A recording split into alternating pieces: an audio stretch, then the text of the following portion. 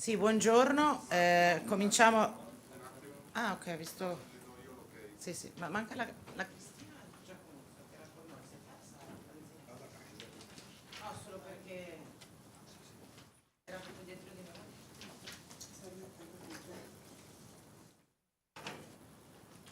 Ah, perché io non c'ho il suo. No, perché Angela era a moderare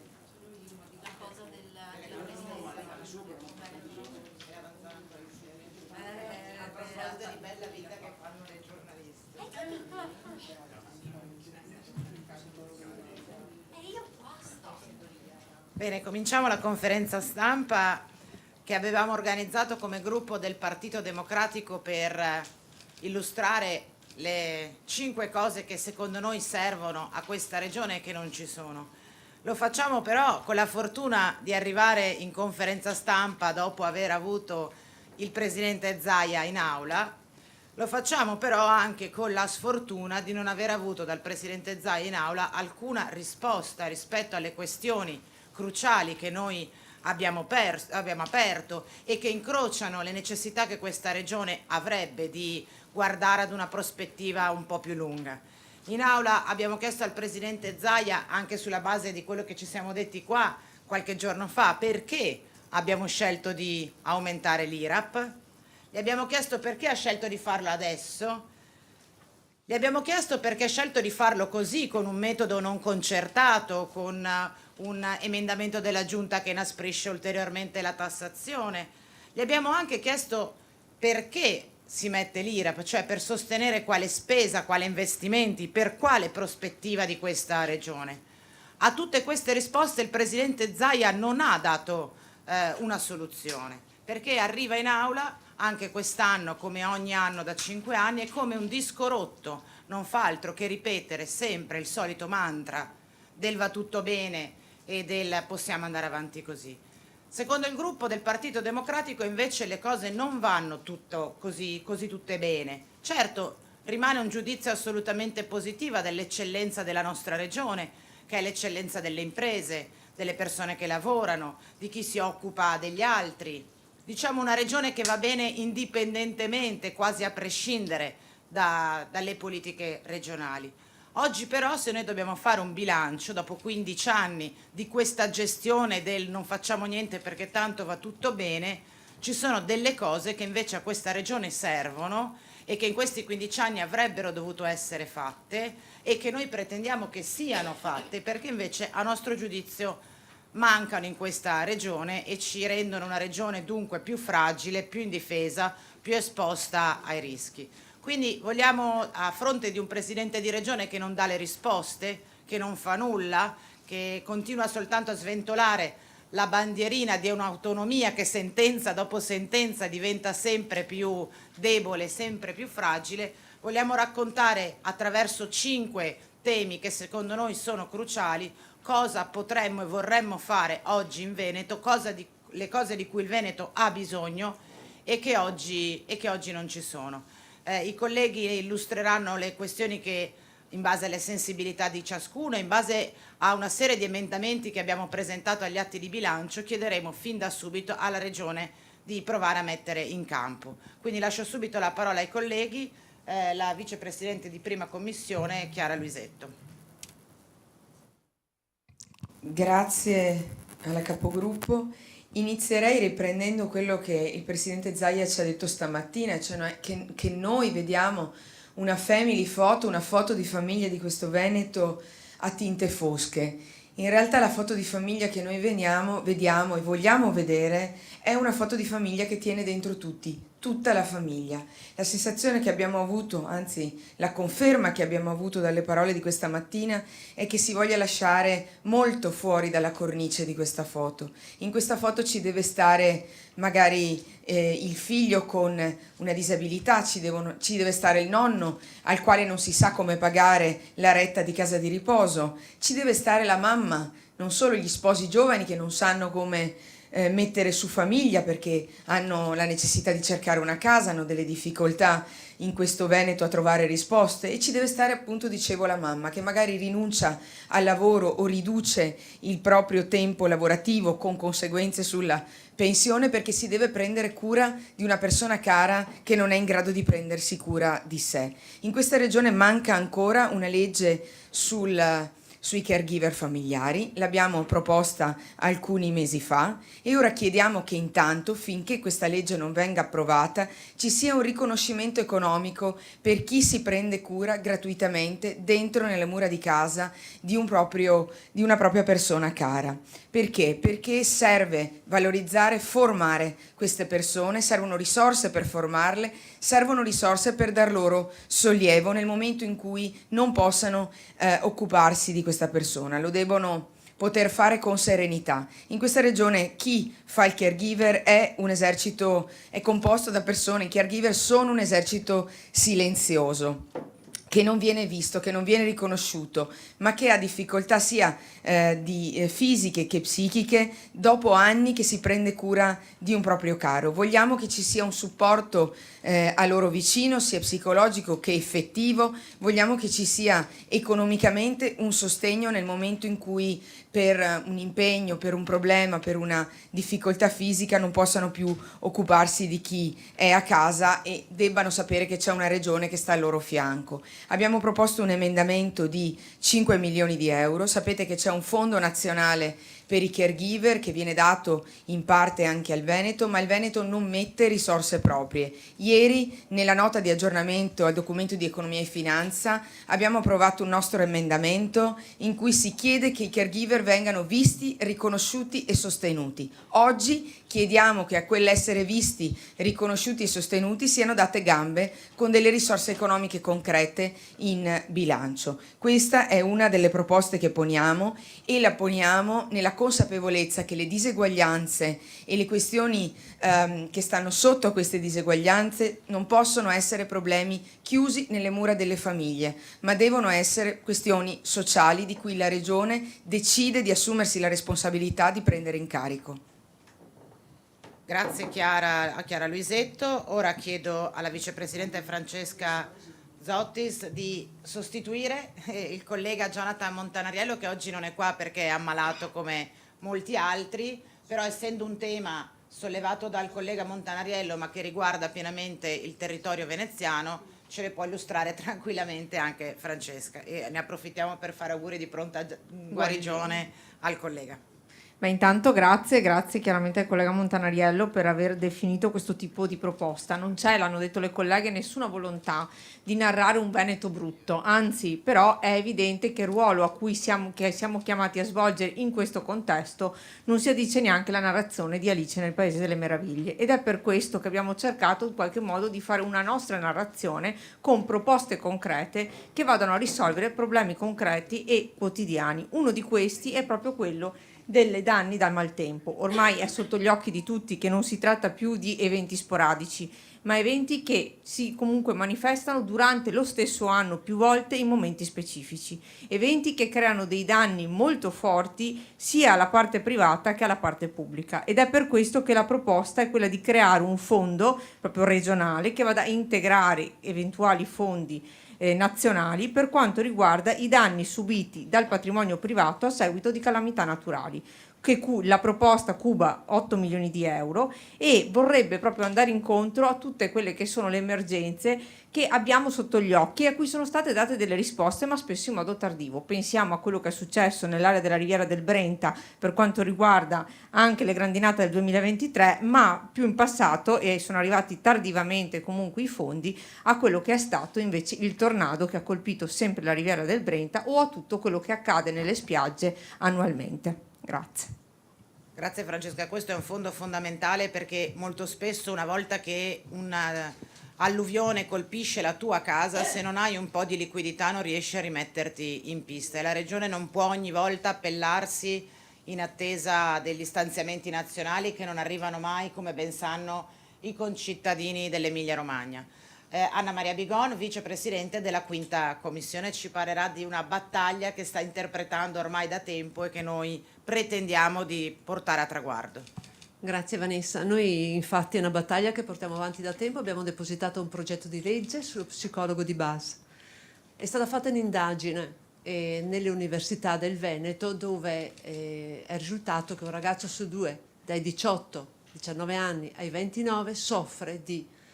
disagio, ansia, depressione. Quindi noi dobbiamo assolutamente intervenire e crediamo che questo sia il metodo corretto, integrare la medicina territoriale, supportare il medico di famiglia, integrandolo con uno psicologo di base, e non si dica che quali figure non ci sono. Non ci saranno per quanto riguarda gli psichiatri, ma psicologi in Veneto ne abbiamo, e quindi inserire nelle future case di comunità, che saranno 99 in Veneto,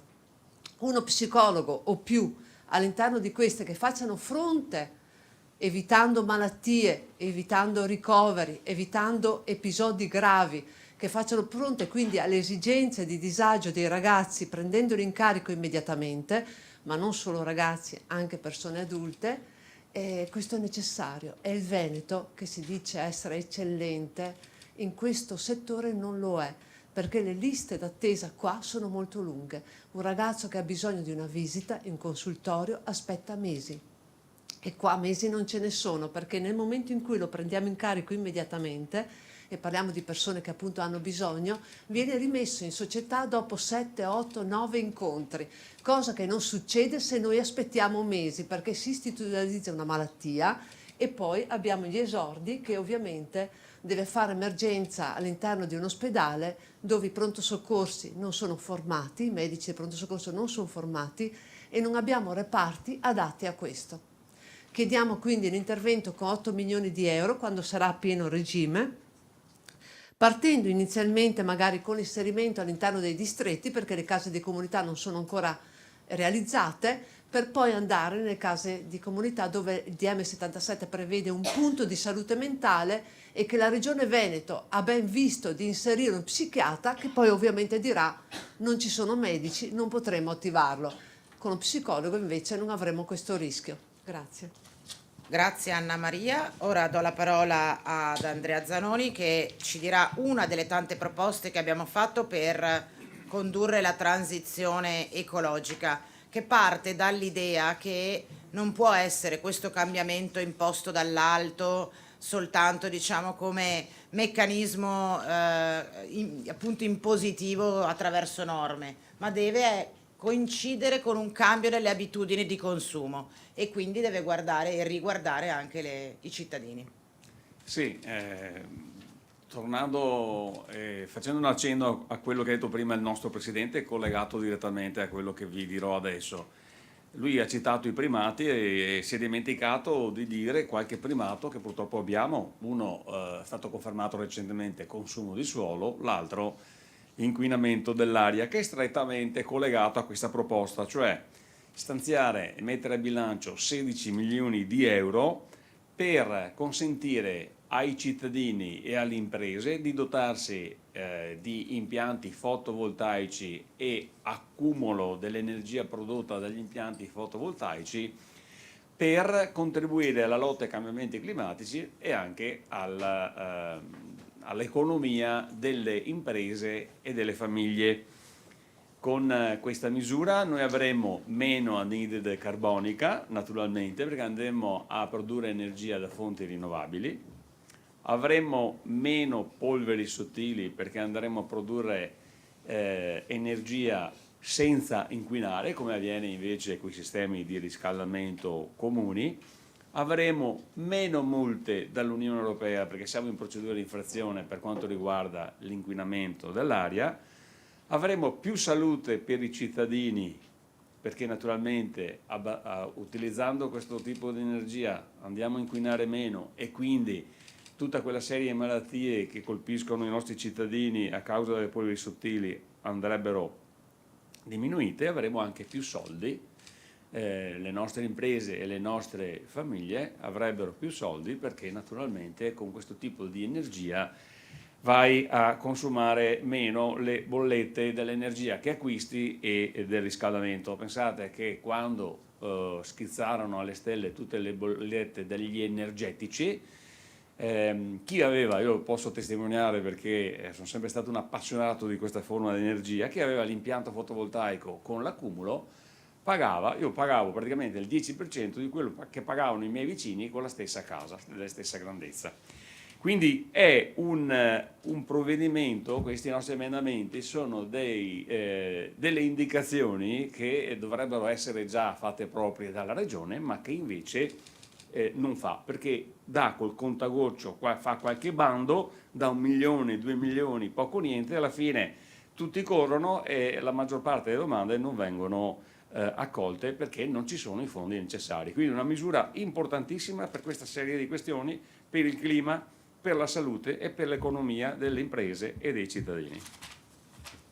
Grazie Andrea, ora restituisco la parola alla vicepresidente Zottis che ci parlerà di un tema di cui tutti si riempiono la bocca, ma che se non fosse stato per qualche nostro emendamento accolto ieri al DEFR non era minimamente citato dentro il documento di programmazione regionale. Non è mai citata la parola sicurezza sul lavoro, non sono mai citati gli SPISAL, come se fosse un argomento di cui non si vuole parlare. Invece noi continuiamo a pensare che sia cruciale in generale, ma in particolare nella regione del lavoro e dei lavori. Prego Francesca. Grazie. Sì, una regione che si dice di eccellenza, è chiaro che il tema della sicurezza del lavoro deve essere tra le priorità. Tra queste priorità è riuscire a guardare quelli che sono in questo momento gli aspetti che non garantiscono appieno la sicurezza del lavoro. Uno tra tutti è quello chiaramente di creare in qualche modo delle strutture stabili e quindi il personale SPISAL, incrementarlo per mettere nelle condizioni il personale stesso di adempiere a quelli che sono i ruoli richiesti e quindi comunque garantire quei processi anche di accompagnamento che vengono richiesti dalle imprese, e su questo è stato fatto un emendamento dal collega Zanoni proprio per l'incremento del personale SPISAL, un piano straordinario di assunzioni che cuba 3 milioni di euro. Nello stesso tempo, sempre quello che riguarda riuscire a garantire la sicurezza per il personale, ci sono le proposte che avevamo in parte illustrato già nella precedente conferenza stampa che riguardano il personale sociosanitario, soprattutto nelle unità di pronto soccorso, e qui ci sono 2 proposte della capogruppo Camani che riguardano quindi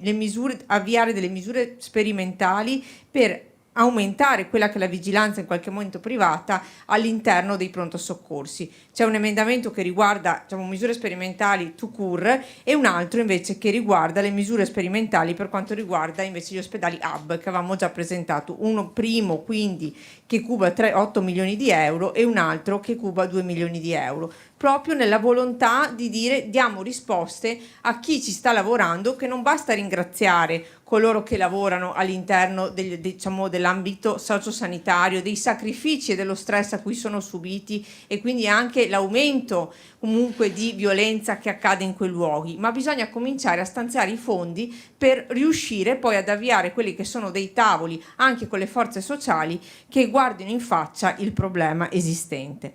Poi gli ultimi 2 proposte invece riguardano gli invisibili in qualche modo, quegli invisibili di cui però noi abbiamo molto bisogno, quegli invisibili che vengono comunque resi visibili dalle associazioni datoriali, resi visibili dall'INAIL, resi visibili dalle associazioni nazionali dei lavoratori mutilati e invalidi, perché sono loro che ci dicono che tra tutti i lavoratori un dato che è ancora molto negativo anche all'interno della Regione Veneto per quanto riguarda morti e anche invalidità è quello dei lavoratori immigrati, che ad oggi al netto dell'insegnamento della lingua italiana avrebbero bisogno di essere accompagnati proprio su quelle che sono le misure sulla sicurezza del lavoro. È sempre più forte la presenza di incidenti in questo campo qui. E quindi la richiesta è di unire all'interno del piano previsto quelli che sono i percorsi anche sostenuti dalla Regione Veneto e della lingua, unire a questi dei percorsi sulla sicurezza. Sono richieste che vengono proprio dal mondo esterno, dove si dice abbiamo bisogno di queste persone, però anche abbiamo bisogno che queste persone siano messe nelle condizioni di lavorare nel miglior modo possibile e che quindi la loro vita, in qualche modo come la vita di ognuno di noi, sia resa salva. E questo, la proposta è anche una proposta tutto sommato contenuta da un punto di vista economico-finanziario perché è di 100.000 euro. L'altro aspetto invece è quello che abbiamo trattato, che è stato anche in qualche modo tra quelle proposte che diciamo, se ne parla sempre, ma poi quando andiamo al dunque dentro i documenti facciamo fatica a trovare, che è quella del caporalato. Riuscire ad implementare quelli che sono i fondi della legge dedicata all'organizzazione criminali, per sconfiggere le organizzazioni criminali e le mafie, che è la legge, diciamo, 48, cercare di incrementare quelli che sono i percorsi di formazione, di monitoraggio e di formazione sia delle amministrazioni locali, sia comunque diciamo, di chi è addetto, quindi delle categorie, a individuare quelli che sono gli indicatori che ci dicono lì esistono forme di caporalato e quindi dobbiamo intervenire per rendere proprio più produttivo, più degno e più equo il nostro Veneto. Grazie. Grazie Francesca, abbiamo provato insomma in poco tempo a raccontare l'idea di Veneto che noi abbiamo, che non è un'idea,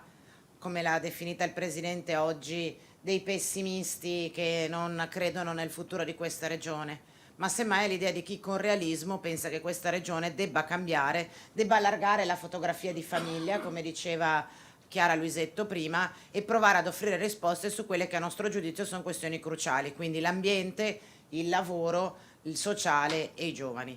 Noi abbiamo terminato, ringraziamo per l'attenzione e torniamo in aula a far sì che questi principi, questi concetti, queste idee si traducano e si trasformino in emendamenti accolti al bilancio. Grazie.